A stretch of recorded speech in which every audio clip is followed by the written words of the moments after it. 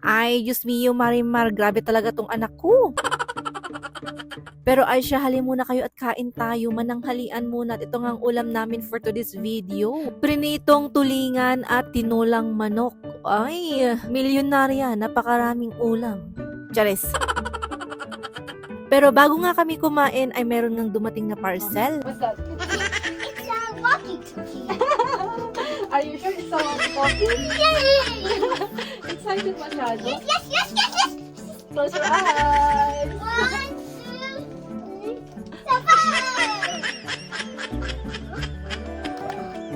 4. That's a not toy. It's a not a toy. Ay napo, hindi nga to yung na-receive niya kundi nga panty. Kaya naman ayan at kumain na nga lang kami. Thank you, Mom. Let's eat So ayun, pagkatapos nga namin kumain, ano pang ang gagawin? Eh di maghugas nga ng pinggan. Hindi nga hinugasan ng asawa ko itong mga baunan dahil nga hindi niya alam hugasan ang mga yan. Kaya naman no choice, ano pa nga ba, di ako ang maghuhugas. Ganar. Pero at least, naasahan ko nga yung asawa ko nga na maghugas ng pinggan. Kayo ba, yung mga asawa nyo, naghuhugas ba ng pinggan?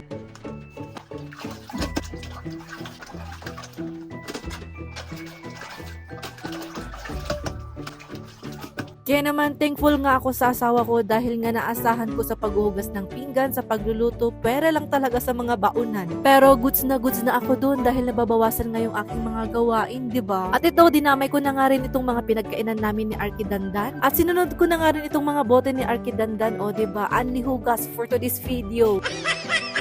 Pero alam nyo, nakaka-help yung ganito, yung mga panlinis ng straw ng mga bata. Nakaka-help maglinis.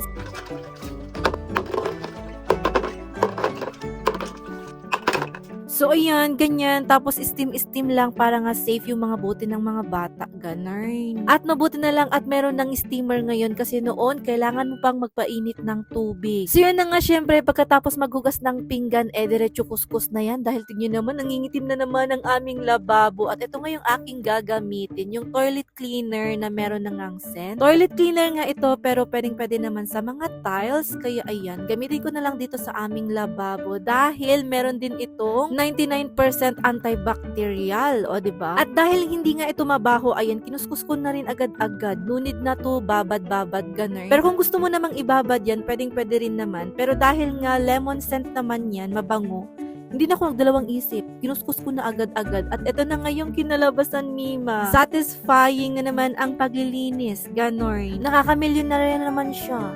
Charis. Pero malaking bagay din talaga kapag mayroong mga ganitong panlinis. And after that, eto at gagawa na nga kami ng Christmas tree ni Arky Dandan ay naapo. 2 beses akong naglaba. Syempre, 2 beses din ito na naipon na tupihin. Kaya ayan, isang malaking Christmas tree ang nangyari. Tayong-tayo na nga yung aming Christmas tree.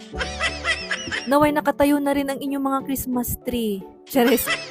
At hindi pa nga natatapos dyan dahil nga nagwalis pa nga ako dito sa may salas namin dahil nga gagawa ako ng content. Pero bago nga muna ako makagawa ng content, eto nga muna yung nangyari.